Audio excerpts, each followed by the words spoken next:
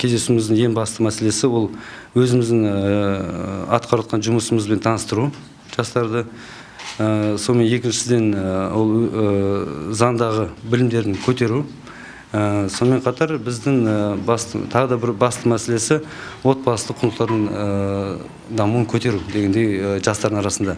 Соның бәрін осы бүгінгі кездесуде айтылған болатын. Енді шет жағасында өзіміздің басқарып жатқан атқарған жұмыстарымызды айтып кеттім, таныстырып кеттім. Практика жағынан да сұрақтар болған, сұрақтарға да жауап бердік. Енді осындай кездесулер жиі болған дұрыс.